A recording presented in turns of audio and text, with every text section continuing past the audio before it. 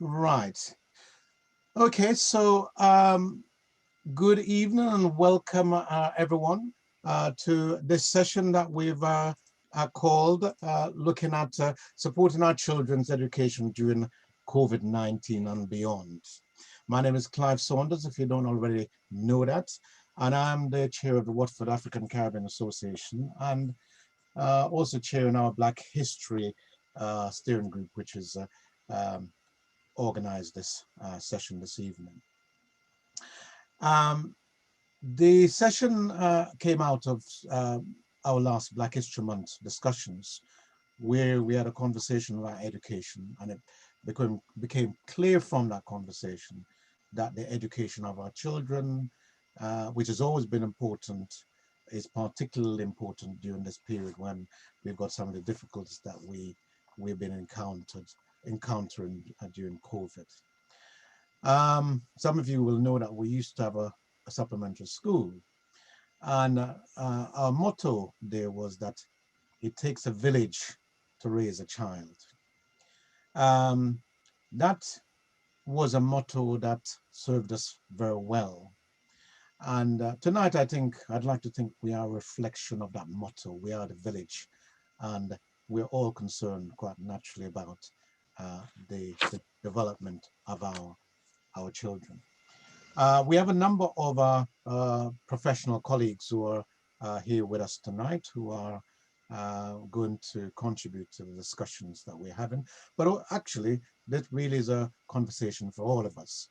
The development of our children is significant for every single one of us. All of us have families.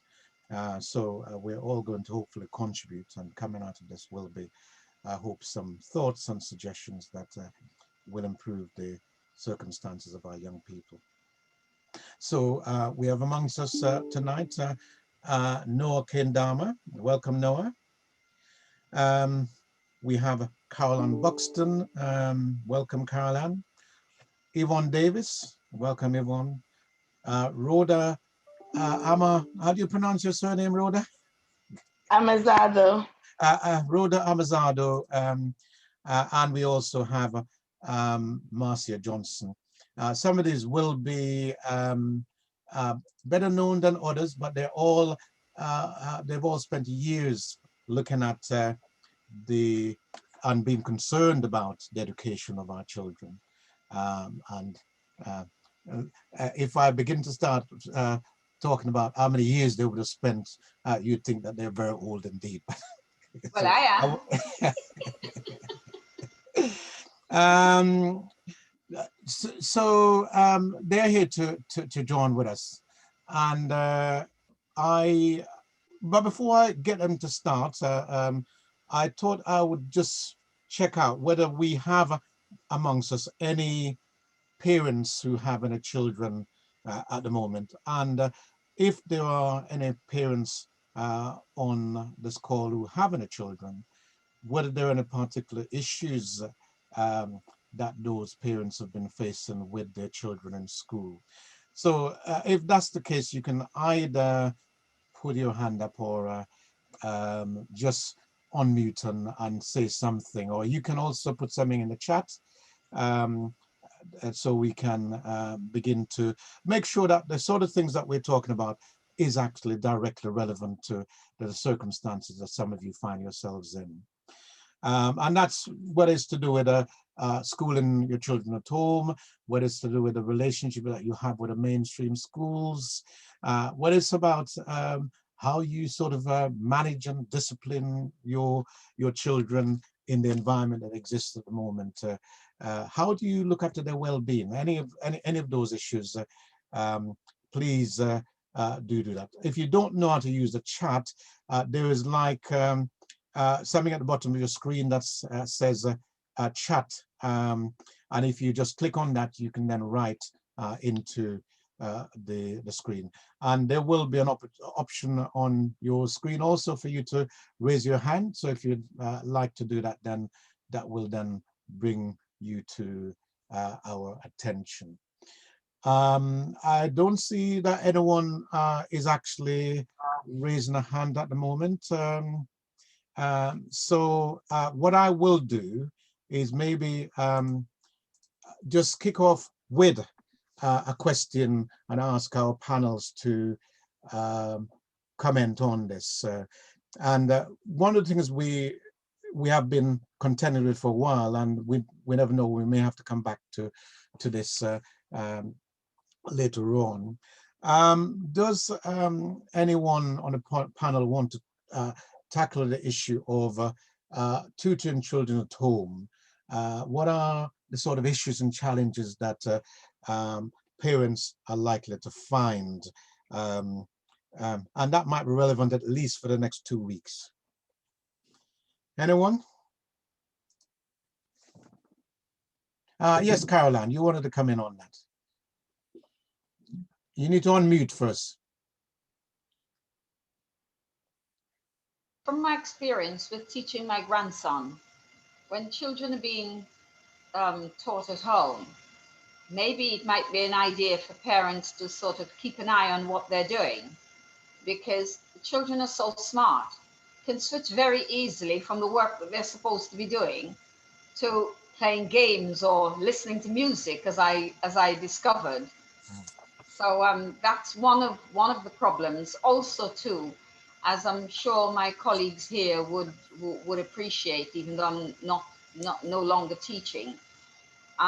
Teaching remotely is not quite the same as being in the classroom.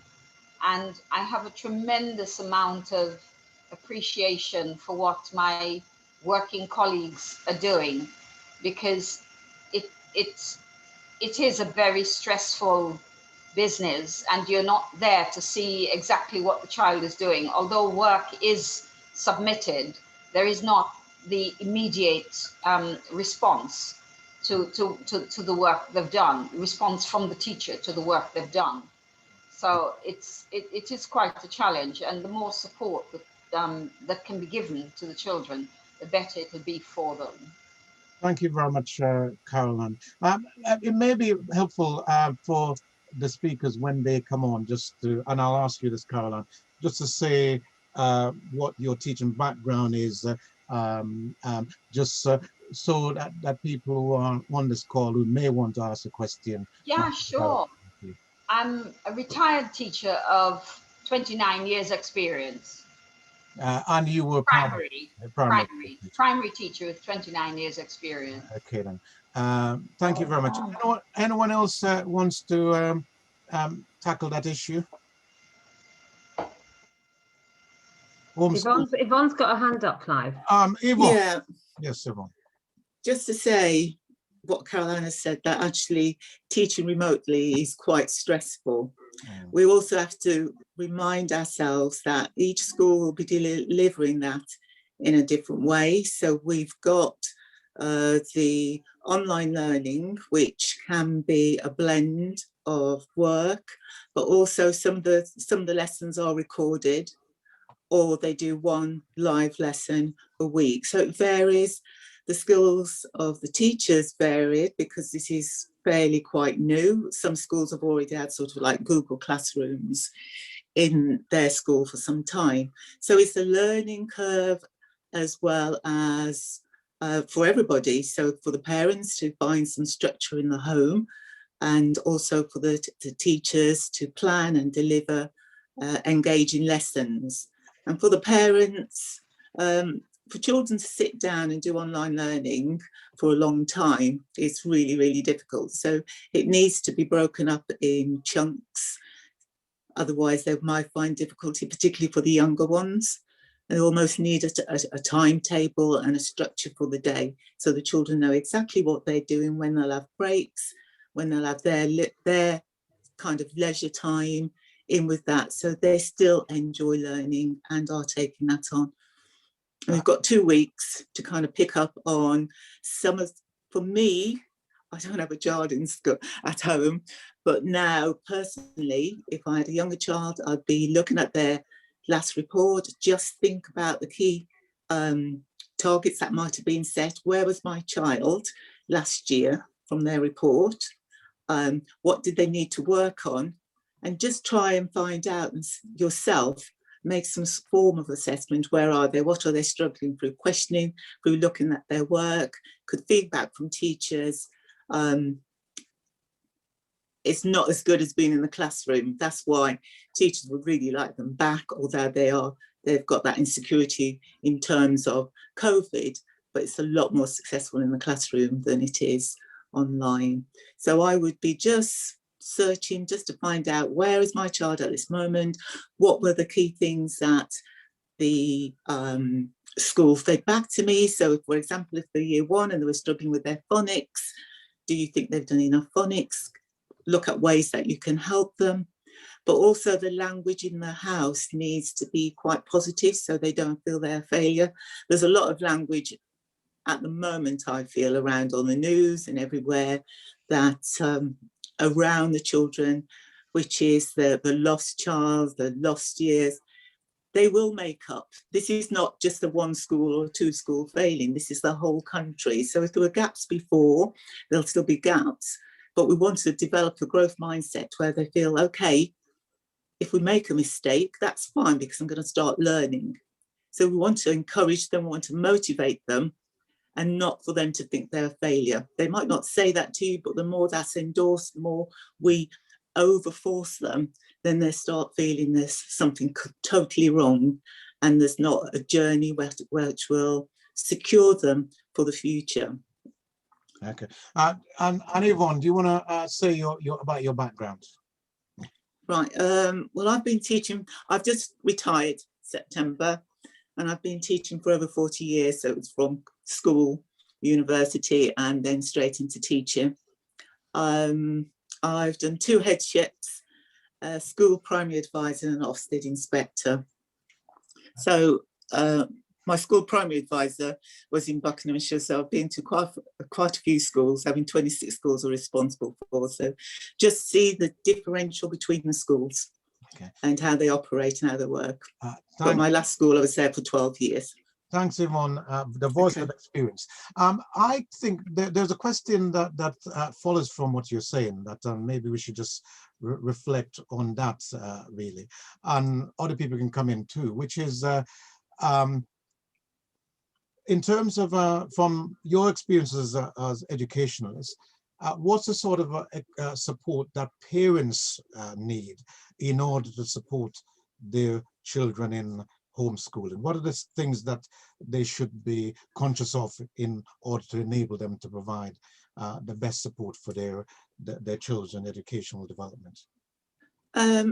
First of all, to find out where their child is in terms of where do the school place them in terms of their age-related expectations?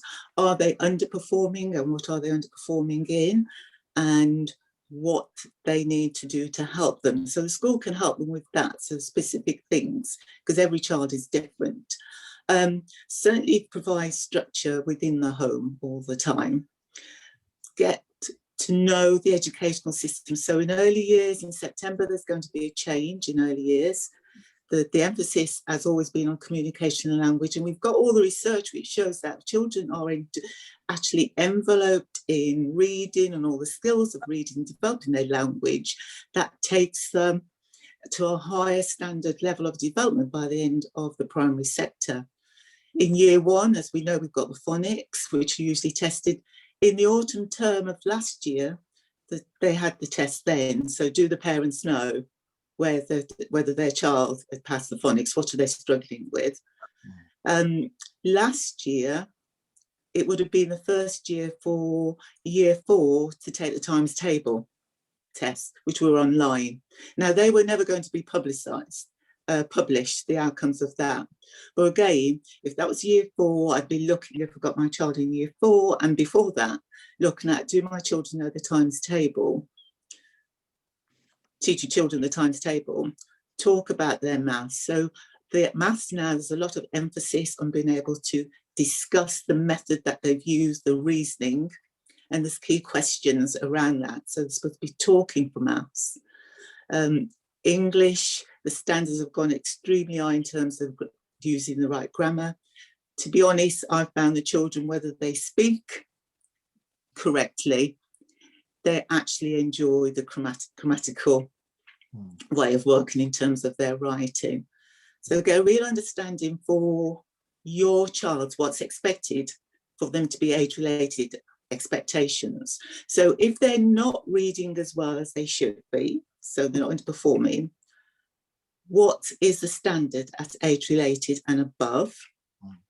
And what books should they be reading? So if they can't read those books, I would, as a parent, read those books to them and get them to think about predictions and inference and just talk to them. So at least they're listening to the language they will become familiar with. Because the change in the SATs in 2016, what had happened, and suddenly we had that higher order language that were in those papers, and some of the children do not using that vocabulary, were not reading that style of traditional books, and so the standards went down in some schools. So again, it's always looking ahead. So not get your child anxious and say they've got to read that. We can be the reader and read for them. We can talk about the book. We can talk about the new words they don't understand because it's not in the vocabulary in their present book or within their home. And how would you write that in a sentence? Because communication and language and reading, which opens up everything to be able to access all the curriculum, is absolutely important. And as we've seen over the past couple of years, how important that is, particularly in the testing system, as standards have risen even more so. And it is based around that language. Thanks, Yvonne. Did anyone else want to come in? Because there's a kind of an extension to that issue that I wanted to raise. But did anyone else want to come in? I think Yvonne said it very succinctly. I don't know if there's anything else I could add. Well, since you are speaking, Marcia, maybe you should say who you are. Rhoda's, Marcia Johnson, Secretary for the Watford African Caribbean Association and a retired teacher of Primary school. 30 odd years in a primary school. Okay. Rhoda has her hand up. Okay, Rhoda, yes, come in, please. Yeah. And say who you are too, first. I'm Rhoda. I do community support, supporting children education needs. Yvonne have raised some very important topics, and I'm really happy to hear those. Like she talked about with the lockdown and COVID, like now it will be good to know where the children are and what support they will need. Then it comes back to we work in the community.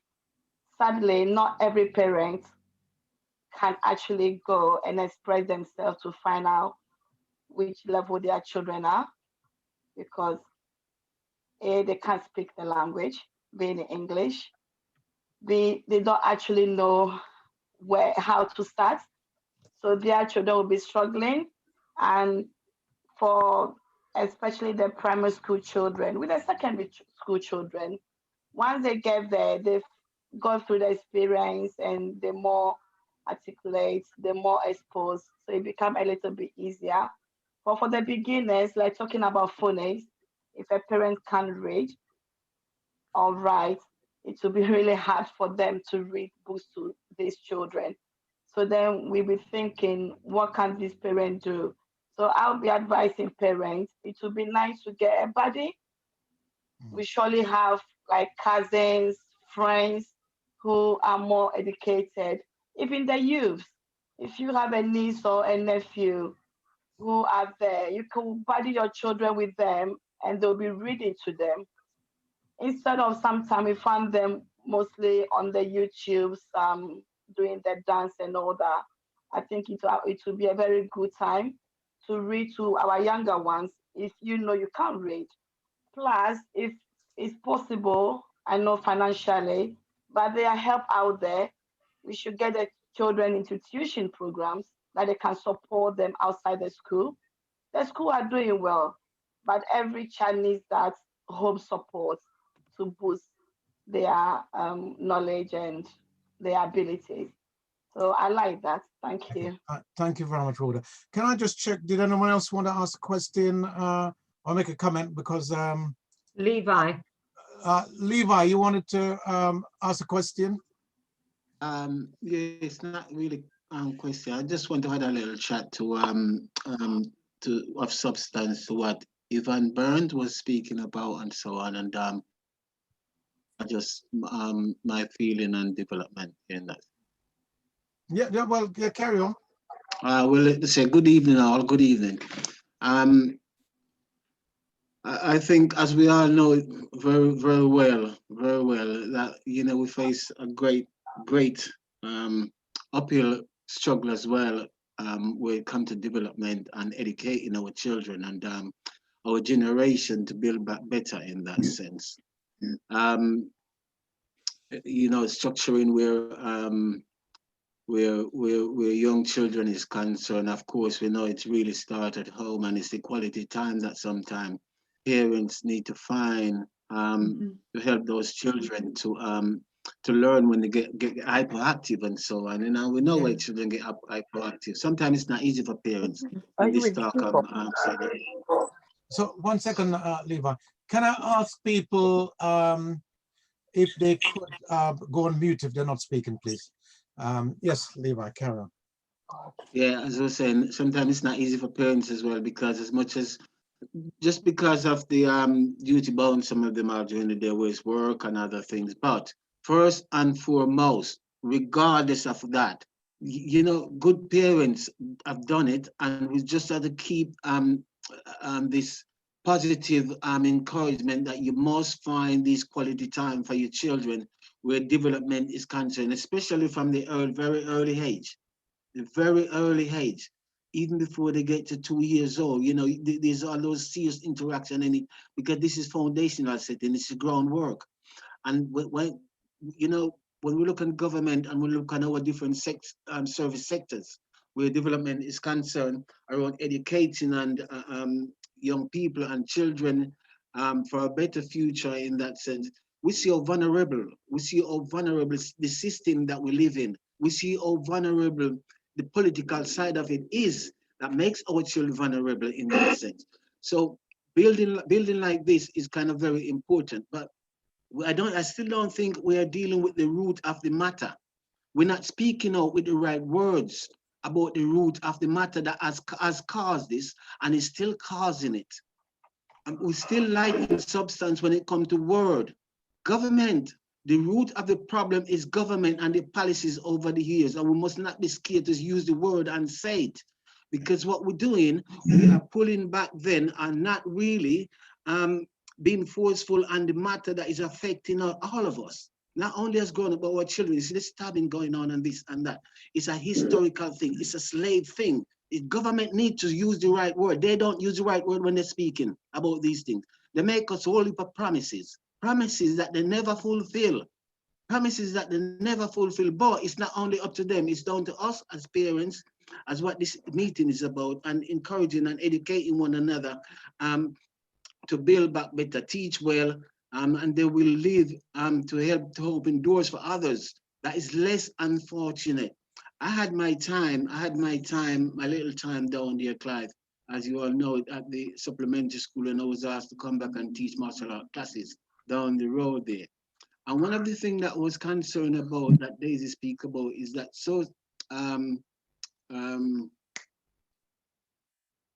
the headquarters,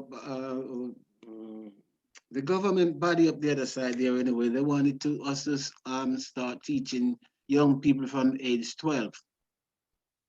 And I said, no, I want to start teaching from age 5. And even 5 is a little, okay, it's when they come out and start getting into activities like this around an adult. But the whole teaching is start from home in that sense. And they're going out with their parents and doing all kind of different activities that help them to grow and educate them strongly, mentally and physically. But my time was here, and I raised this in the meeting so many times, that let's speak about it. We need to start teaching, and it never happened. And those were some of the things that I was very disappointed about, because I know where my heart was, and I know how well I really wanted to help around balance life skill, teaching those young people life skills and helping to encourage them in the way that, you know, like a parent, like the mom and like I'm their dad in that sense. This is how I teach my martial art classes around the community for 36 years. I've never had one investigation of any abuse or any complaint from the Dorothy Tony, who was the mayor signing my certificate, and all the other association around the place that I teach for. I'm very proud of that. And when I walk my street right now today, every time it happens, so often, quite serious, sometimes I bring tears to my eyes. And these young people, I see them grow up. They have beards and they have children pushing with a wife, and they grow up. Yeah. And they said, hello, Miss Levi, thank you very much for that. That's really helpful observations. However, because we got a limited amount of time, we need to just hear from some other voices. Okay, no worries, Clive. No worries. Okay, so did anyone else want to address the issue, and particularly in the context of what Rhoda was saying about those people who may not have full command of the English language as parents, and how can we best support them? Did anyone want to add anything more to that? Can I just say that we had many parents with similar issues as Rhoda was discussing when I was teaching, and they often came into school with a relative or a friend, somebody who could speak the language. They would ask, because they knew what they wanted, because they, like everybody else, want the best for their children. And so they would ask their friend the questions, and the friend would relay the questions, and then in turn ask the teacher. And that's how that conversation you know, arose with the parent who wasn't able to make herself understood. And so, you know, that again, like Rhoda was saying, she called it the buddying system. But if you can find someone who can speak the language and you ask them, and then they can support in that way. Also supporting with, there's lots of things online, loads of things. I mean, BBC Bite Size. Yeah. You only have to type in whatever it is you want to know, and something will come up. If not on the internet, certainly on YouTube. Okay. They will do things like phonics and all those things that you don't understand, but there'll be somewhere on YouTube that can advise the parents how to do the phonics, etc. Okay, thank you very much, Marcy. I just wanted to try and see if I could bring Noah in, because Noah, you are certainly your experiences in the secondary sector, and I know it's not recent experience, but actually when it comes to, as people said, that actually teaching is teaching and the education system is the education system. Have you any experience historically, Noah, of sort of addressing those sorts of issues around particularly those parents whose command of English isn't brilliant, or understanding of the system isn't brilliant? Noah, you may be muted. Oh, thank you, Clive. By way of introduction, my name is Noah. And I always like introducing myself as a parent, Yes, more than a professional. It's important, but a parent, because I find that that's a long-lasting career. But I spent my entire life in teaching, and at the time I left, retired as a school advisor in Hertfordshire. Yes, the problem of parents struggling to support their children because of the language issue is very common in most schools, and it is an area that is always of major concern. It is said actually that the gaps in the children start not so much in the later years of education, but when they start school, because some children start with a vocabulary that is quite comprehensive enough for their level, and others they start with very little vocabulary. And the main issue is, I think it has been covered already here, is that the children that come adequately prepared receive support at home. And one of those that I can in fact, emphasize what has already been said from my own experience bringing up for children through the education system, is it sounds very simple, but it's very significant. Reading to the child. Now, the question then is that if you can't read to a child because you can't speak the language, what do you do? Suggestions have already been put forward. But sometimes you may ask what I used to advise parents, that because they are in school and they have acquired some substantial language, so you ask them to read. All you have to do is to listen to them. And by so doing, they are practicing that which they have learned from school. But if you can read to them, if one of the parents can read to them, is even better. Don't wait until they're 2 years. Start when they are even earlier than that, and just read to them a little bit at a time. You'll be putting in them the developing the love for reading and exposing them to the language, so that when they start school, they have good vocabulary. So that normally is the building block. Now, going beyond that, one of the problems that I found, especially, at the time I retired, I was going to primary schools and secondary schools. When some of the children who go to secondary school, you'll be surprised that they struggle to read. Even those that reach year 11, some of them still struggle to read. And I'm talking mainly, it is across the board, but if we only pick out the BME children, quite a number of them struggle to read. And we know that education is all about reading. I know that they read a lot on the social media and other things, but they don't read in chunks where they can follow conversation at some length, and that to be able to write and express themselves. And so that works against them because they don't do well in tests. They can't express themselves. And those are some of the reasons why the gaps are there in school. I'm sure we are going to talk about some as we go. Thank you very much, Noah. Well, from listening to what you're saying there and some of the things that have been said, I think the next sort of step is then to think about the relationship between the parents and school.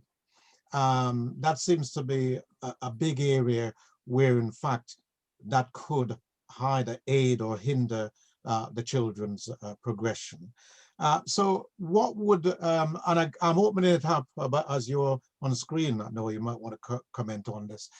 What are the steps that parents could be taking, should be taken to create the best relationship between themselves and the school to enhance their children's education and development? Thank you. A healthy relationship between the school and the parents is very important for the well-being of the children. But unfortunately, maybe I should start from that angle. The relationships quite often are not very, very good. One of the things I used to find out is that the teachers will tell me, oh, the parents are very supportive. But what they mean is that mainly they refer to things like behavior, which is key to them, but not overall. They may be, the parents may be supportive. So I would ask them, are you supportive of the parents as well? So it is understanding the relationship much more in the younger years. We are talking about the class teacher and the parent. I think the problem that the suggestion that was mentioned, in fact, is one of those things that we used to use in school, that if you don't speak the language, you have to go with someone who understands, so that when you sit and talk to the teacher, you're asking them, you can follow what is going on. You have to find out the progress. It has been mentioned there, the level at which the child is, what difficulties the child is having, so that when you come home, you can supplement that. You ask what work is being given to the child, and then supporting is not only giving the answers. It's just helping them to know that when they come home, there's time that you have set for them to do schoolwork, and then you sit there. You can sit with them as they're doing, and then they do the work. That is support. You can talk to them. Explain to me, what are you doing? What does the teacher want you to do? What does the exercise say? So they'll explain to you, and that helps with the clarity of their thinking, so that when they start writing or doing the homework, they have an understanding. It doesn't matter whether you understand the content or not, but the child must feel that they're supported. Now, the parent and the teacher is make sure that,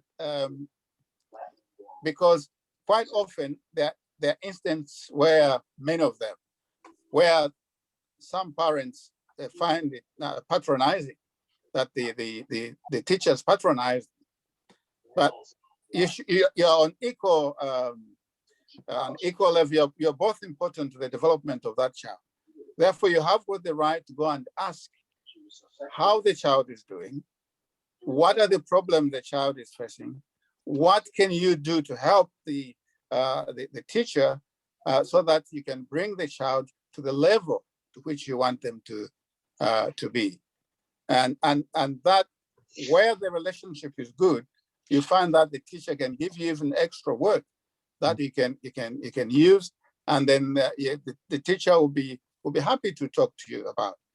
But the only thing to watch out, like I'm saying, is that there are stereotypes on both sides, and these are some of the obstacles that parents experience. Okay, thanks. No, anyone else? Yvonne, Marcia, Caroline, particularly, any additional observations on this? This is about support, that relationship between the parents and the school. Yes, Yvonne. Yeah, I mean, I agree with what's just been said. I feel it's important, if parents can, is to make sure they have some key questions what have just been said, because you've got that short slot.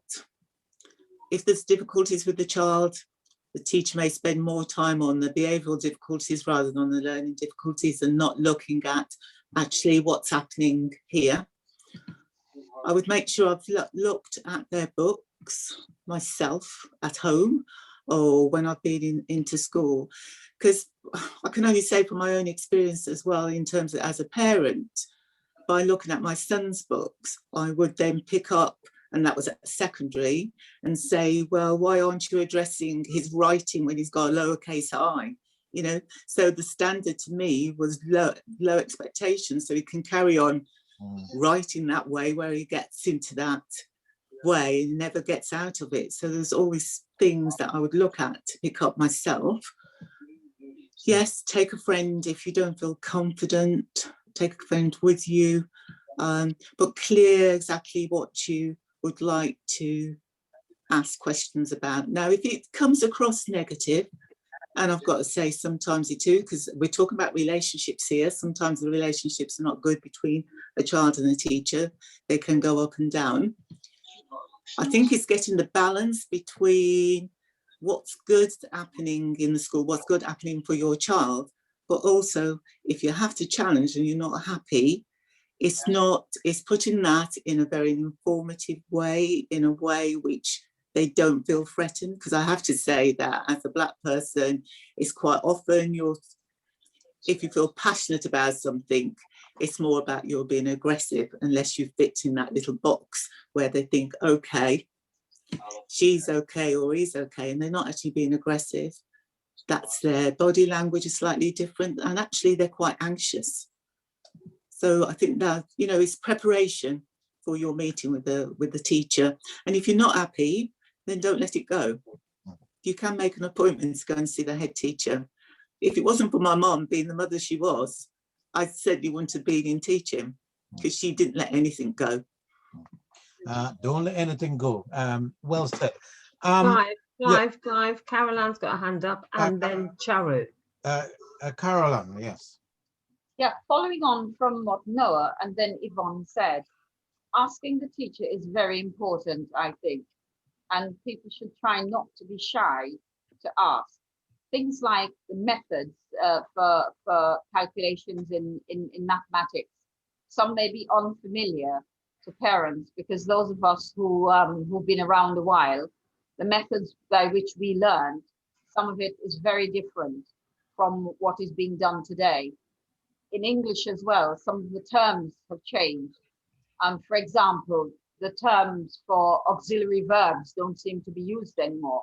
There are other terms for them. So if things are unfamiliar, it's important that parents, ask the teacher to demonstrate to them. I used to do that with parents. If they weren't sure of what to do, I used to invite them in and show them the methods by which we calculate, do calculations in mathematics, and also encourage them. Because one of the things that I think is very important is get children to observe, and it may be in the home, it may be in the garden, if you go out walking, get them to look at the natural world around them, trees, describe the leaves, describe, the pebbles on the ground, or the rocks that they see, the colors, the different colors, because if they look, and they help them with the language. If they don't know the language, support them with the language. Maybe also too, it's a good idea for the people who don't have dictionaries at home. If you have them, use them. If you don't, get one, because it's a good sort of support to have next to you in order to support your children. Okay. Can I just add to that quickly before you go on to the next person? Children are at home doing their online learning. If the parents have time, they can sit next to the child and see how things are being taught, especially if you have no idea. Before I got into teaching, I didn't have a clue what my daughter was talking about some of the time. Thought, what does that mean? And I'd get her to explain to me, and then I'd pick up from that and then support her that way. But, if you're at home and you can sit next to the child and see what's going on, you'll gain some benefit. Sorry. Thanks. Charu, I believe, wanted to come in. Mm-hmm. Hi, everyone. Sorry, the point I'm going to make perhaps may have been covered, but I was just thinking about when parents who don't have English as their first language and need to deal with school, perhaps they can ask for interpreters, because every school should have access to interpreters. If not in person, there is telephone interpreting available. The County Council has made sure that all schools in Hertfordshire got access to services. They may have to pay for it, but it's not a huge charge. So that's one area perhaps they can do. I think I am sort of agreeing with everybody that's been saying about how to support their kids. I had similar problems when I arrived in this country all those years ago, and my kids were younger. And I found myself reading to them so much. And then they started reading to me after a few years. And then I think sitting with them and just talking to them, you carry on doing your work and they carry on doing their work at the same table. I think it does do wonders. So they get on with their work, I get on with my work. And I think everybody's kind of feeling that we are all doing the same thing. So it's about encouraging them and modeling our behavior as well at times. It's good to see you, Noah. Sorry, Charu, I didn't hear the end of what you were saying there. I was just saying to Noah, hello to Noah. I think we've seen him for a long time. How are you? Oh, hello. I'm fine, thank you. It's good to hear from you. Yeah. I'll ask. Okay, we'll catch up later. Okay. Yes, yeah, thank you. Thank you. It's nice to hear That's from all you. I wanted to say. Thank you so much. Thank you very much. There's a couple of comments I saw that some other people. Did someone else have their hands raised? And I'm going to just check with some people because I can see somebody called Linda Ray and Eunice. You've been quite quietly there. Either one of you want to raise any matters or comment on anything that you've heard? If you don't, Clive, I've raised my hand as well, but I'll go after Lindy and whoever you've called. Hi, I'm Lindy Ray. I don't know if you can hear me. Can you hear me? I can, yes. Oh, brilliant. Right. My concern was about the year 6 going into year 7 students now. Okay. Who, thanks. So what additional support? Because obviously I'm not convinced that the online tuition is sufficient to get them through that that extra stage from primary to secondary school, because that's quite a big jump at the best of times. So you're looking at the extra support that might be available, could be available, should be available for that transition between 6 to 7. Yeah, year 6 to 7. Yes. From primary to secondary. Okay, that's fine. Yvonne, with your experience, that might be something for you as your from experience as a head or anybody else. Well, transition is always a difficult stage for year 6 going into year 7, and usually there is a bit of a process where whichever school, which I think is it next week, they'll find out which schools they're going to. Class teachers meet the teachers in those schools and start giving them the kind of work ready for year 7. I think what the government has just come out that they are going to, they've put some money towards bringing year 6 who are going into year 7 during the summer, these summer classes. So there may be some support there.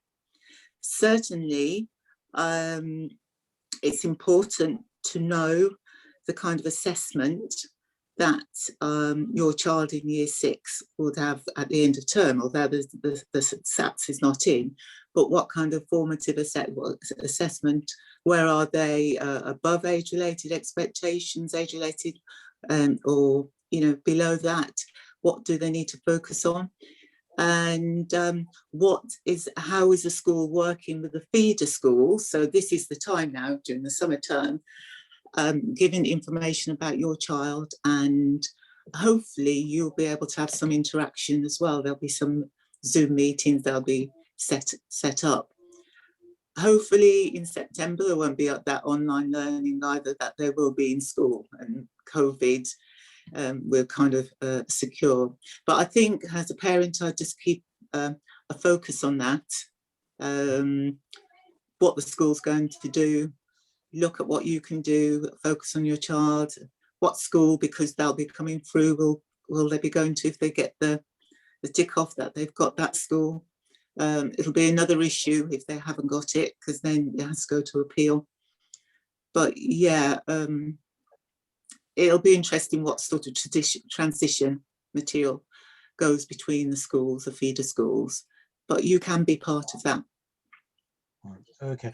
There was a question that sort of linked in with some of that from Lorraine. And her question is, what advice can you give for helping your children who are fairly able and get through their teachers' online work easily? And then, so that's the first question.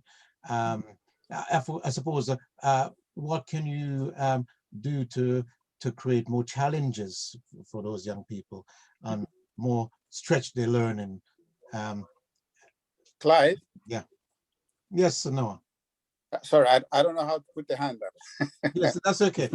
Well, yeah. are you answering that question?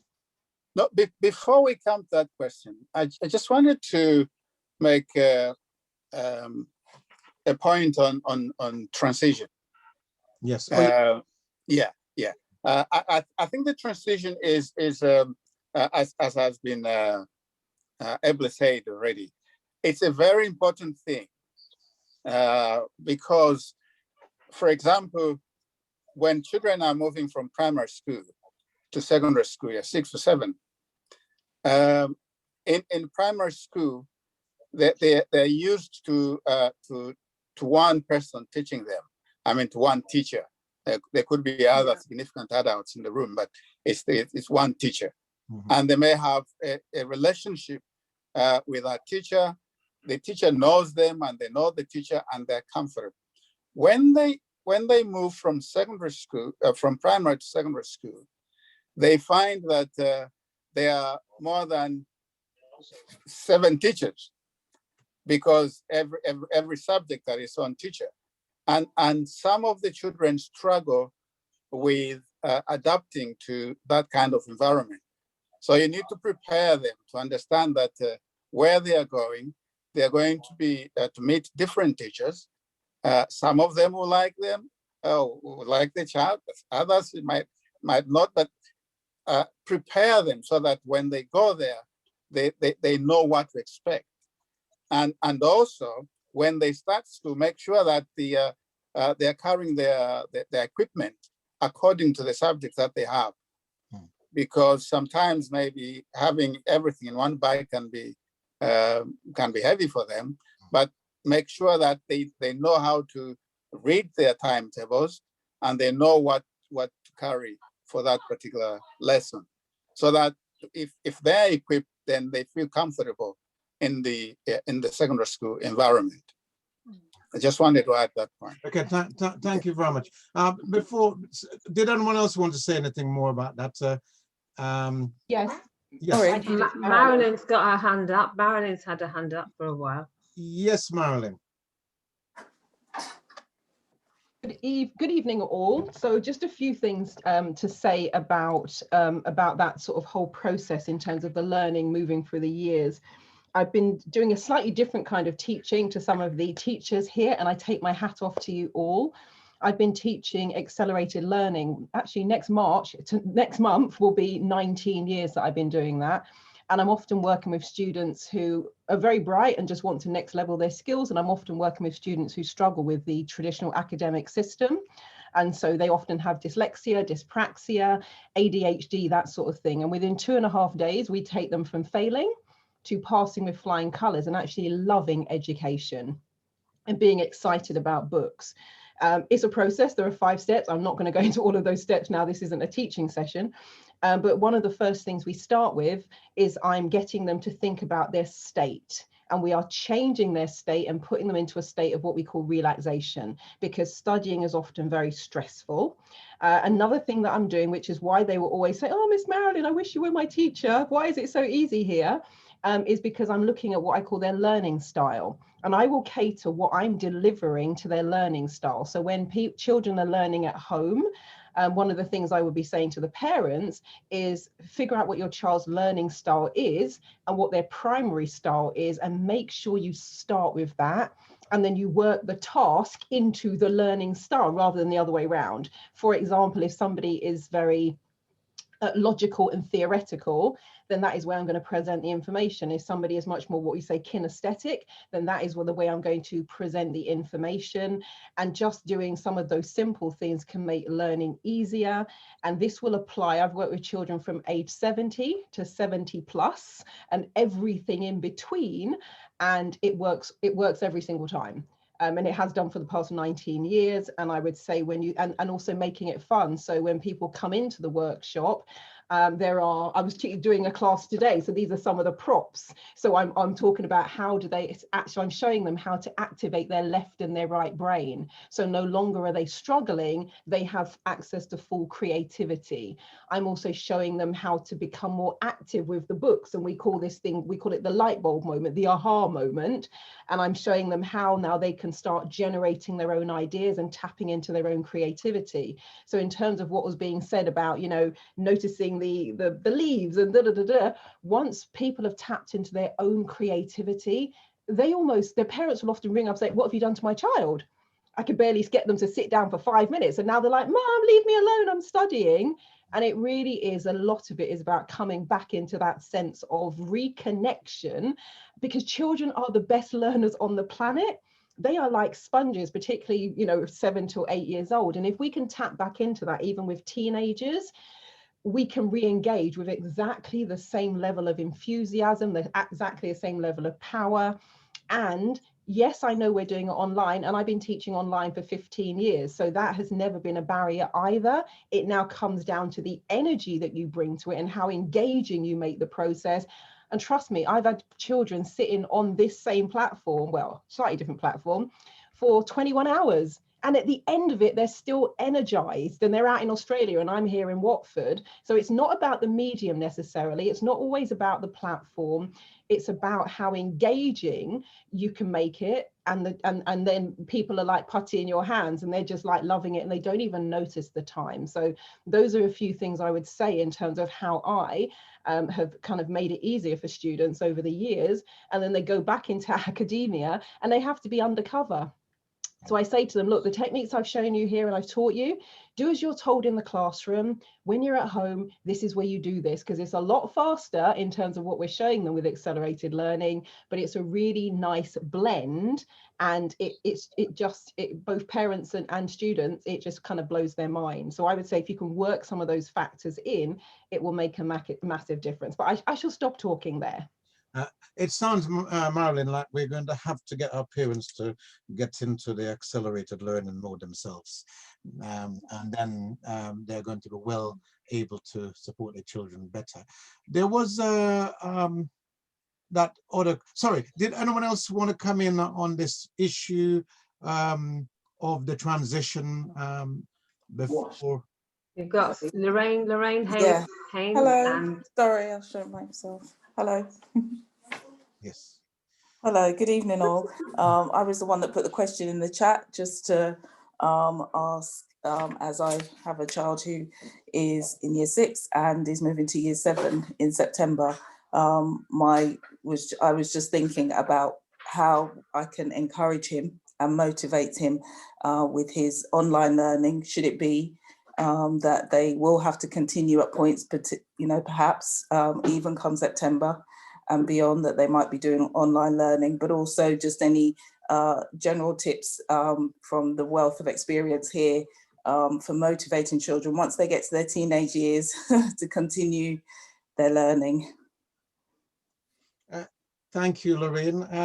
Who wants to come in with that first of all?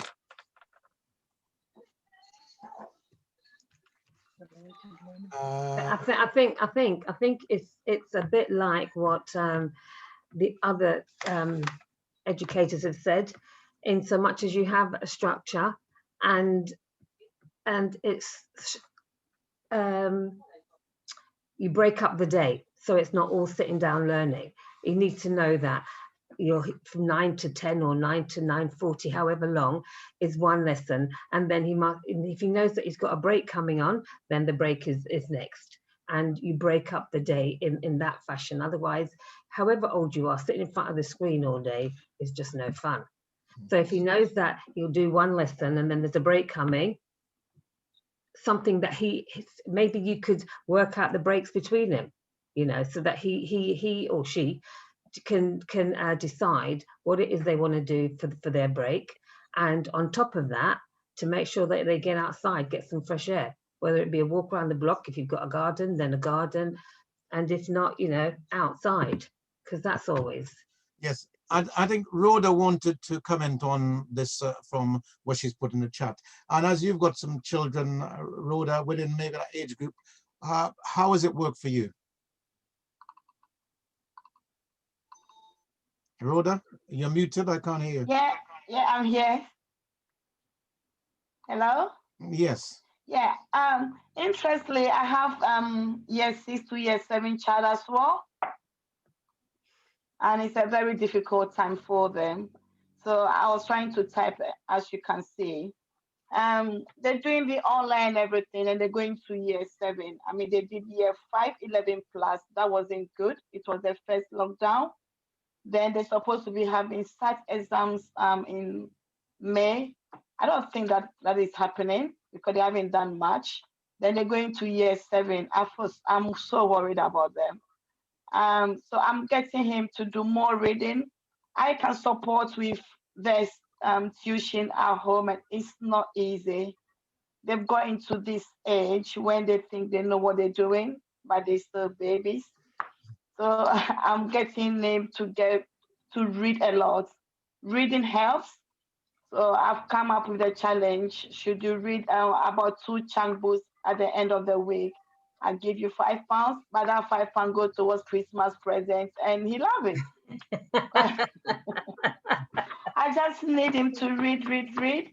And moms, we go through because they are the fundamental things they need to do. So I understand where Lauren is coming from. And thankfully, tuition is opening from the 12th, the community. What I realized in the community, they meet children of our own and they socialize, and then it's challenging because they give them work outside school work. So there's something to fall on, and we have library there as well. So I've suggested that, Lauren, for you to look into. And I've seen the Waka tribe youth. I think we should look into that. Just anything to keep them busy. All I can say, Rhoda, I'm going to become a child again and become one of yours. I collect plenty of money. That come back to me. Okay, so just broaden this out. There's somebody in our Galaxy tab 8, as well as... Yvonne's got a hand up as well. Yes, Yvonne, I'll come back to you in a minute. Galaxy tab 8, Eunice, I'm not too sure who you are. Either one of you want to contribute in any way? No, I've got nothing to say. Okay, all right, Eunice. Yeah. Galaxy tab 8. Now you're muted if you are speaking. Okay. All right, over to you, Yvonne. No, I was just going to say a little bit more about year 6 and 7, and yes, Lorraine and Rhoda have actually said much of that, keeping the child engaged, making the learning as fun, but also it's important that they are connecting with the children who are going to go to their friendship groups, who are going to go to the same school. We don't know whether schools are going to be open in September. Hopefully they will be. And I think this year, head teachers in those schools where year 6 has started will have learned a lot about making it a lot more nurturing, getting to know the children better, spending more time. There were lots of Zoom meetings last year before year 6 went into their secondary schools. There were Zoom meetings between the teachers. The children sat there as well. I know in my own school, we sat there, we looked at the school, they zoomed into the school and gave them some idea, some flavour within the number of teachers they would have, the kind of rooms they would be sitting in. So hopefully they'll carry on building with that, it should happen, and also the work. One of my major concerns has always been the children who are going to find it extremely difficult behaviourally wise and going to be judged. Certainly over the years as a primary teacher, you know the children who are likely to be expelled in some way or the other. Something's going to happen. And you either need the support of the parent before they leave, and you put something in place to help them manage their anger, manage the whole new transition, which is even bigger. I think primary school sector actually protect them with their more nurturing way, and also they do their style of learning. So we know their style of learning, we know the parents better, and so on, and they go to this big new world. And I know I've got 2 of my children that I've been working with. If they had been at school, the parents had contacted me, they were on the brink of having at least a fixed term exclusion. So it's being honest with yourself as looking at what is your child going to struggle with emotionally or socially, and what their friendship groups, and really being good listeners. So if they start the school in September, to listen carefully what's happening and to question in a good way, so they're open up all the time. And if there's that little bit of kind of sixth sense, something may not be right, then try and go in and talk about it, or try and get underneath what's worrying them, because quite often there's a worry around there. One of my children is actually quite bright. There's a lot of anger for lots of different things, and we need to protect them, because they're children who can do really well, but there's even more children when they go into secondary school. And how can teachers look after everybody? How many teachers can actually listen and give the time? We started off that the job is stressful, and even with a good intention, there are some children who get missed. They either get missed because expectations are low, they get missed because it's easier because of the way they behave, or it's considered they're rude and not being able to get underneath it, not trying to get to know the pupil. So that's just another aspect which always concerned me as they leave. They leave that small primary school, which is not that small, but quite honestly, a lot of them come back in the September, come and say hello, they come and say hello at the school gate, because they like coming home. They like to see you, they've lost that.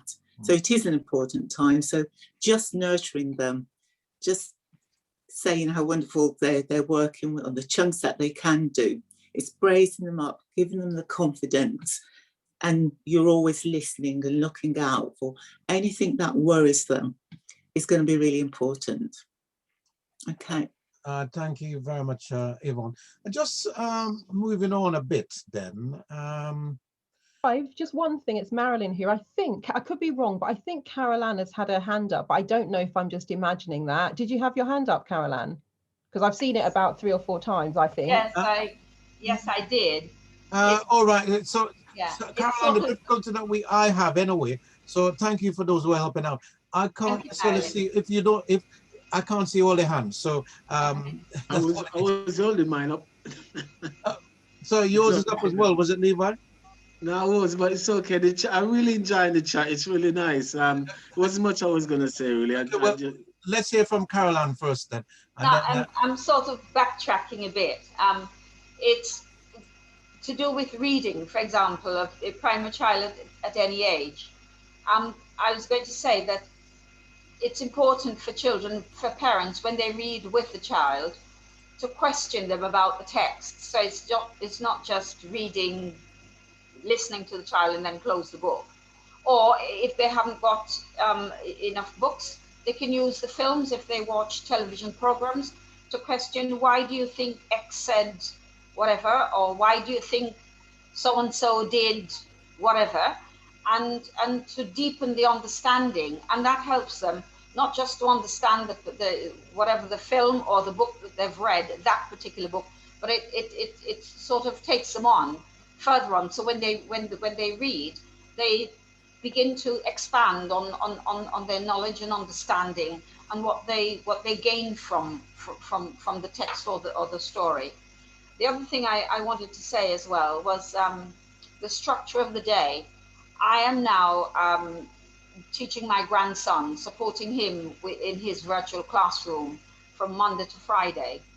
And the way his day has been structured, not by me, but by the school, he starts at 8:45 and he has a break at 10 o'clock. It's an extended break, different from when he was at school.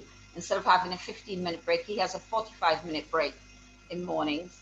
And then he works on after that until lunch, which is at 12, starts at 12. And then he starts at 1 o'clock. So after lunch, we tend to go for a walk, which I think was what Marcia was advocating. I think it was Marcia. And that works very well because it gets the cobwebs out of his eyes and ready to start the afternoon. So not sitting in front of the computer. I think some schools arrange it really well. My grandson's school certainly seem to have done that. But what I do, I sit next to him. I am aware that not everybody can do that because I'm retired. And being in a 1-bedroom flat with no garden and the time of year, I'm not rushing out to do my garden. So I sit next to him because, as I said earlier, I discovered, because his parents as well, discovered that he would be sneaking off the lessons to play games. When I say sneaking off, It's just switching the computer screen to what he wanted to do. So now I sit right next to him. I listen to to the instructions given by the teacher. I make notes and encourage him to do the same, and so that he's reminded of what he needs to do. And the results are much better. Thank you, Caroline. Sorry, Levi, you wanted to say something briefly. I'm just conscious time is moving on.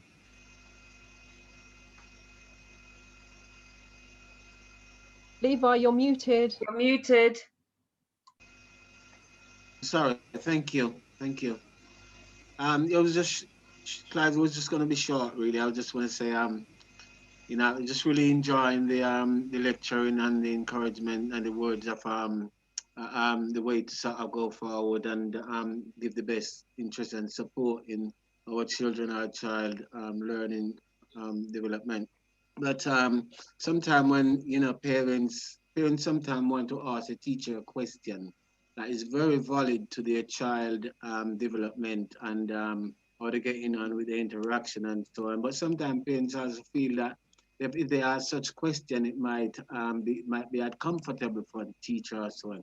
I say to those parents, please be confident, really, be confident in your approach and it's in your child's best interest. Don't be scared to ask uncomfortable question that sometimes, you know, we get concerned that they might cause us as a troublemaker or as someone that is not coming across.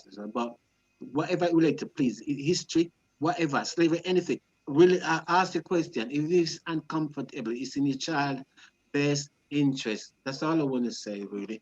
But encourage each other to be strong that way. Thank you very much, Levi. Clive? Yes, Noah. Can I'll be leaving shortly in about 4 minutes. Yes, at 5:00. If you don't mind, can I just say a quick point on what the question that you asked earlier about those who find things easy? That's right. Yes, please. Yeah, I'll just say a few points quite quickly. Maybe before I got to that point, I think a point was raised about behavior there. Probably at one time, if it is convenient, maybe we should have another Zoom just to talk about behavior, because it's a big thing. One of the causes of behavioral issues in schools is because some children find the work easy, and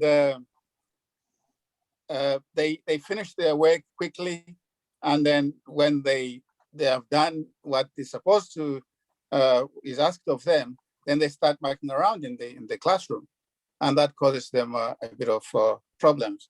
Now, if your child is finding things easy, then talk to the teacher. By all means, talk to the teacher and say, can you give him a bit more challenging work?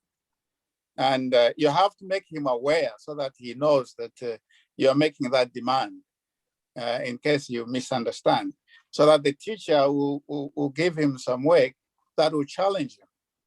Now, you can also find some resources that are challenging for him. I think in the bookshop like W.H. Smith, you can pick up some books there that can help to enhance the learning of the child. Now, the last point I like to make before I go is again, the inspector I said that already. She has repeated that twice. Expectations. Now, that is a very important point. There are many cases where the teacher's expectations of the Black children, especially Black and mixed heritage children, is often different from the parents' expectations. Like I mentioned, stereotypes, because of stereotypes are out there. So sometimes they don't expect a Black or mixed heritage child to perform or achieve higher, because it's on record that these groups tend to achieve lower than the other groups. So it is it is up to the parents to be able to question if the child is the expectations of the teacher are low. If I don't know whether any parents of children going to year 11 and year 12, you find that that's why I was concerned about the grades that were being given, because you find that they don't expect a Black child to get a higher grade, and therefore they give them low grades because they don't expect them to get higher grades. So that's another issue that you have to be aware, to make sure that the child is being intellectually challenged, and that there's a difference between behavior and intellectual ability. The two are not the same. Behavior may impact on the intellectual ability of the child, but they're not the same. But quite often in schools, you find some teachers who discuss, they are kind of synonymous, and that affects the child. So I'm sorry I have to leave, but it has been a very interesting discussion. Thank you very much, Noah. Your contribution has been very much appreciated. I'm conscious that we were always conscious that we might go over time, but of course, we Clive? Yes. Clive? Yes, Pearline. Yeah, can I just say something quickly? It was the last speaker had said. I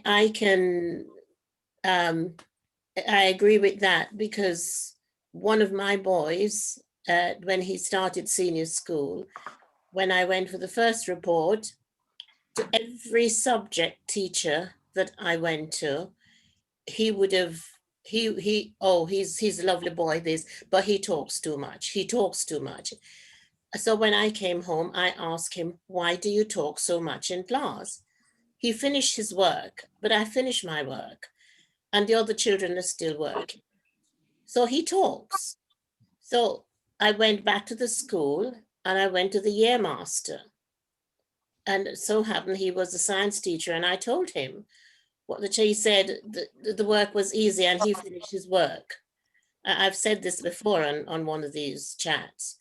And what he said, oh, so he's bored, is he? Because he said he's bored. That's what he said. I'm bored because I finished and everybody is still working. And he said he's bored, is he? So he said, I'll fix him. And he did fix him. He gave him extra work. And, you know, he was spending his lunchtime going to him, the science teacher, for more work, This is when he was 11. At 13, he took his O-level science. He got a C. So if children are bored, and I find this with my grandson, when I do some work with him on the computer from his home, and I can tell when he's getting bored. So we leave it off and we do something, or he go and show me his stick twirling. Another thing that I want to say, I have worked with Boys Brigade and Girls Brigade for 30 odd years. And I worked from age 8 until about 13. I noticed that I have this boy and girl. And once they start senior school, they have changed, their mood have changed, and how they become. Now, everybody has talked about their lessons and their behavior and thing, but nobody has talked about the pressures of life, the peer groups, what they're being told by other children and thing. And what I say to parents, to make it short, is that when your child is getting to that age where they're going into senior school, you start to talk to them about life, about the birds and the bees, about the facts of life, the real things. Don't polish it, tell them straight. And like I told my boy, you're going to senior school now, because I know that the boys from the school used to leave and go to see the girls up St. Margaret's School. I know that. Lunchtime, they used to leave out, which they weren't supposed to. So I told them that one thing you must realize, I said, you see how your daddy has to get up early in the morning to go to work 6 o'clock, and how late he comes work? And because dad was a builder, how hard he has to work. He does that because he's got to look after you, pay the mortgage, feed you, everything. That's why. So you think about it. If you're going to start to have girlfriends, and then the next thing you know, you're going to have babies, you have to stop your education and look after your babies because mommy's not going to do it. Thank you, Pearline. Look, I think we're at a point now where there are some other facets that I wanted to consider, but I can see that a number of people are beginning to leave the conversation. That may be about the amount of time that we've already spent. So I think what I'm going to do is to, I wanted to pick up. Just before you do that, Zora has a hand up. Yeah. Yes, Zora. Yes. Yeah. I didn't see her hand earlier on, but yes. Yeah, sorry, I'll be very, very brief. I want to obviously thank you for a very interesting debate. In my 1 second, Zora. Can I ask people to mute if you're not talking, please? Because there is some background noise that's coming through by somebody who is not muted. I think it's Eva and Lindy. I don't see them. Their microphones seem to be open. So if they're by their machines, Eva and Lindy, if you could mute, that would be wonderful. And if not, Clive, I don't know if you have the power to hover over them and just click the mute button. I can. Okay, carry on, Zora, because it seemed to have quieted down for a minute. So right. My children are young men now, but it seems like only yesterday that they were going through the educational system, which they did locally for you guys in Watford at the local Parmeters High School. I'd have to say that one of my children was a little bit hyper and sort of exhibited sort of attention behavioural problems. When he was younger, about 9 years old, 8 or 9, he again seemed to be very demanding in class, and the teacher seemed to be very frustrated with him. To cut a long story short, he was assessed by an educational psychologist and actually deemed to be incredibly bright. And that was the reason for the distractions in the class. Following the assessment, they actually said in terms of his mathematical capability, he was in the top 10% of children in the population who could do some of the things that he could. So for me, it was very comforting to know actually he was quite bright and his needs weren't being met in the classroom.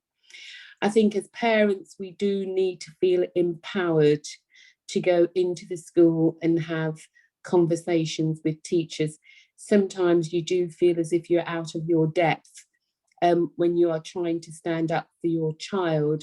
It can feel very intimidating, but I would encourage all parents who've got concerns about their children to find the energy and the courage to go in and speak in confidence to the children. And at the end of the day, I think we have to be responsible as Black parents. We should make learning fun. It's not all about sitting in front of a computer and going through things in accordance with the school agenda. As Carol said, go out. It's not about the journey, the destination, it's about the journey and engaging your child. It's about spending weekends going into London, going to museums, taking them to the theatre, exposing them to things. If you can afford it and you've got the time, it is all about extracurricular activity and demonstrating to them ways that they can give back when they reach a certain point in their career. So that's really what I wanted to say. Thank you. Thanks, Zora. So I can't see any more hands. Can I see any more hands up? Okay. So what I'm going to suggest now, because I think we've got to the point where we've got to. Zora's just raised one of the points I wanted us to conclude on. So I'm going to ask our speakers who are still with us, and Noah's left us, to think about the question of extracurricular activities in the context of trying to create a more diverse environment for the young people. I would also be interested in hearing the final comments around the role of supplementary school. I'll have a comment on that myself too. And the final bit is the community support that is needed. And I'm conscious of this point about if we're at a village, then can we do some buddying up, has been mentioned earlier on. And finally, from anyone, you can all put something in the chat too. What more can we do following this session tonight? Because clearly it looks like we've only just started this conversation. What else should we be focusing on as we go forward? So I'm going to ask our speakers to just make the final comments in terms of takeaway from tonight and address any of those facets that they'd like to. So Rhoda, just in case, I don't want to miss you out, as I know I've almost forgotten in the past. So let me start with you, and also because you are in the supplementary school stream. Do you want to conclude for us your concluding remarks? Yeah, Rhoda? quickly. As I always stand for the community, and especially the vulnerable ones, like less privileged ones. We who can understand the situation, the system, can we sometimes please offer supporting hand to those who can't? I know we see them in the community, we meet them at school, you know, we can give them this little support. Just quickly, like today, I met a lady in my child reception class. You know, our Black children, the way they do their hair, children would like to have their hair straight on like the white girls, and that really bothered them. Sometimes steady, but their social life is important to support them in their studies. And she did the hairstyle for the child, and I approached her and I said, "Would you like a hairdresser for your daughter?" And she said, "You know what? I actually wanted to ask you, you know, would you mind give me your hairdresser?"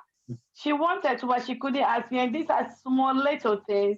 I said, "I'm really happy because I noticed there are only two Black girls in the class. That's my daughter and her daughter. And it's important for the child to feel like I belong." So this small supporting hands in the community to support our own, it will go a very long way, and every child can be happy. Thank you, Zora. I'll come to you then, Caroline. Final thoughts? You're muted at the moment. I think the meeting's gone very well. As for where we go from here, I have, as I've said, I support my grandson, but I've also offered my support to a couple of friends and a couple of children whom I used to teach when I was still in the business. So far, nobody has taken me up on it, but wherever I can, I certainly will. Okay, thank you very much, Caroline. Marilyn, in your situation and what you do, what are your final thoughts? My final thoughts is it's great to be having these conversations, number one. It kind of sometimes frustrates me because I know how sort of easy and straightforward it can be to change the way that people learn. So it's just like, oh, I just wish we could just kind of, you know, zap everyone with the same information and have everyone become, and even things like, you know, this is a regular feature of my class. That was easy. And I have them going off all over the place because I say to them, whenever something that you found challenging is now easy, like the formulas, the maths, the English literature, you can't remember. Every time I said, as long as we haven't got our eyes closed, we're not just getting relaxed, you can press the button. And I will be teaching that class and I hear, that was easy, that was easy, that was easy, that was easy, because a lot of these things are actually quite straightforward. So I look forward to further conversations. I will definitely say, Marcia mentioned it, as did Caroline as well, and probably other people also, the whole thing about breaks. We get the students to do some educational kinesiology, just to move the body, and it only takes a couple of seconds, but definitely getting out in fresh air. And if a child isn't good at sitting and focusing, because many adults are not good at that either, I will recommend that they work in blocks. Now, of course, if they've got the regular schedule, they need to turn up when the teacher says turn up. But outside of that, when they're studying, my recommendation is they do maximum 20 to 40 minutes and they have a break, even if that break is just 2 or 3 minutes, because after 40 to 45 minutes, your brain starts to come off the boil. So even if you think you're rolling your sleeves up and really going for it, neurologically, things are declining. And then that's where people hit a slump and they've got to work really hard. So I'm getting my students to work in blocks of time, have a little break, have a little dance break. I've been prescribing those for 20 years. They work wonderfully well. And then it means that you keep your brain refreshed. And that is how I can get people to do 3 consecutive days, 21 hours, and still feel really, really energized. So, you know, I'd say keep up the conversations because there's probably plenty more that we could all be talking about. Thank you very much, Chair. Marcia, I'm going to ask you to go next, and I'm going to end up with Yvonne. As everyone said, it's been really interesting, but I would always recommend that if parents have any problems, they have to talk to the teachers. Don't sit and leave it and worry and fret. Talk to the teachers and see where you can get their support. And also talk to your child or children. They may be having problems and sometimes you just don't know. But talk to them. It could be about anything, about their learning, what they've learned for the day, what they've learned for that particular session, anything that they would like to do. Just keep talking to your child and keep the channels open. Thank you, Marcia. Final word from you, Yvonne. It's more or less repeating what everybody said. I mean, at home, have those breaks, definitely. Certainly parents don't get anxious if you don't know the methodology of helping your child say maths. Just be there, be the listener, support where you can. Reading is a great thing. Going back to what Levitt said, the early years, 0 to 5 are the fastest. They are like sponges. So for that particular phase, if you can actually endorse them with all the reading material, fun with the rhymes, going out and just observing things. You know, we talk about children of the future. We're talking about how parents can help at the moment for their own child, but also perhaps extracurricular activities. But I think what we need also for the future and for now is that parents carefully think about becoming school governors, because the only way you're going to change anything in a school is a school governor. So parents will be listened to on the night of the consultation about their child, but sometimes afterwards that's dismissed. They have a strategic role, and they have a strategic role where they have to challenge the head teacher. So if you want changes in your school and you want to have an understanding about education more so and have a voice, not only for your child, but for all the children, that is a good place to be. Now, we've talked about confidence and lacking the confidence to meet the teacher. Quite often, sometimes they lack the confidence to meet the parent. But there's training and support for school governors. If we want to make a difference, that is going to be a route, because with all the campaign for changes for Black history, lots of schools are trying to do that now, but that won't become mandatory till a couple of years. But there's a lot more than that. Governors are involved with exclusions, the curriculum, the monitoring, and I think it's going to be really supportive. I'm part of the National Governor Association, and there's very few Black governors. And all the schools I've been in as a head and where I've been, no Black governors. I've tried to get parent governors at my last school. We had one and they had to leave. I think we need to seriously plug that. We need to have school governors in some of these schools. So I'd like parents to really consider that and think, right, they've got they have enough experience and enough motivation to learn about it and get on the governing body. Thank you, Yvonne. Just a few words from me then. Just listen to some of the things that I've heard said. And very early on, it was said that we should try to understand where the children are educational and make sure that they're motivated. But at the same time, whatever we do, and this is a really important point from my perspective, and point that I've taken on as a parent, never ever let those children feel that they're a failure. That's the surest way of them becoming exactly that. And I think that's certainly something we need to think about. I think the point about a structure and also having a break within that structure, because if it's just structured without any option for people being able to have the breaks is going to be quite important. I've picked up the point about the fact that some of our parents aren't overly familiar with the way the system works and don't always have the language skills to engage with the system. I think there is something there about us having to pick this up as a community challenge too, to see how we can, I think as Rhoda said, buddy up with some of our parents who may have that difficulty and use the mechanisms that are out there. And maybe we've got to make sure we're sufficiently informed that, for example, we can get appropriate interpreters and get the system to use those to support parents in what they're seeking to do. I think the parent-school relationship, a number of people talked about that, and it's quite important. Parents feeling that they should be able to engage with the school, because actually often when the school don't see the engagement with the parents, they think the parents doesn't care, and therefore why should they need to care, because it's not their children. Of course they are trying to do their best in any event, but I think we also have to bear in mind something that Marcia said about we must listen to the children. Doesn't mean they're always going to be correct, but actually they're expecting to hear from us. And I think Noah's made a point about being, a number of people talked about the issue of stereotyping and low expectations that there is. That has been around for a long time and it's still around.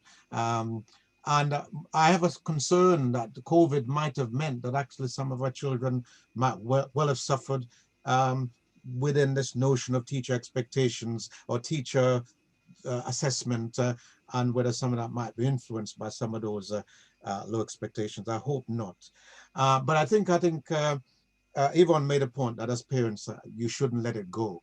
You know, if there are some concerns, what you learned from her mother, I think is still something that we should stick with for a long time to come.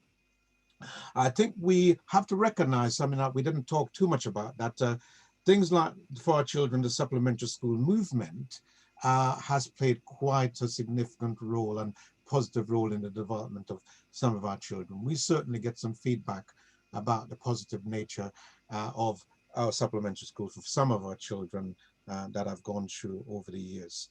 I think I want to end by saying that we have to be part of the solution if we're not going to be part of the problem. And I think Yvonne's last point regarding become part of the governing structure, I think we should all be thinking about doing that. I was a school think about doing that. I was a school governor many years ago, but I've just not had time. You just can't do everything. But there's some of us aren't doing so much, and I think maybe we should have a session looking at how we can become school governors and become part of the structure.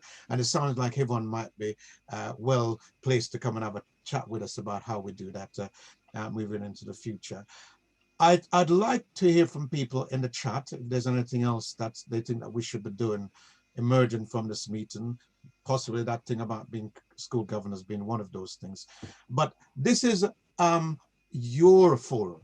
This is your body. So we're really keen to hear what your views are and what the views are out in the community that will make a difference so that this village can really work and our children can be raised with those high expectations and achieve the best that they possibly can with all of our support.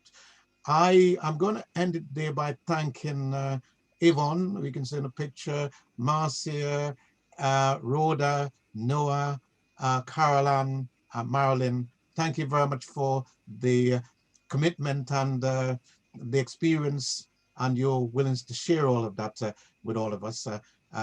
Hopefully, as Marilyn has said, this is not the the end of the conversation. It is we're on a journey, and we need to just carry on. So we'll see what has emerged from feedback that we get from people, and see what we then do next from an educational perspective. Thank you once again. I think if the speakers wanted to hang around for us just to have a little reflection, please do. But for everyone else, thank you very much for joining us this evening. Thank you. Good night, all. Night. Can I just ask you a question before I go, because I really have to run quickly, Clive? Yes, Caroline. Is there still a meeting tomorrow night? Tomorrow night? Yeah, I've got in my diary there's one tomorrow night. Sorry, which meeting is this? Sorry, Marcia, you better help me out, because I've got. I don't have anything in my diary tomorrow. Let me get my diary. Because I was just thinking, great. We have a meeting next week, not tomorrow. Oh, next week. Okay. Next week Thursday. I've got it's February 24th. That's today. Hang on. Oh no, yeah, we have a meeting on the 4th. Sorry, that's on the 4th. Okay. Sorry, I forgot. I should have really. I've just lost it tonight. I better stop the recording. Sorry.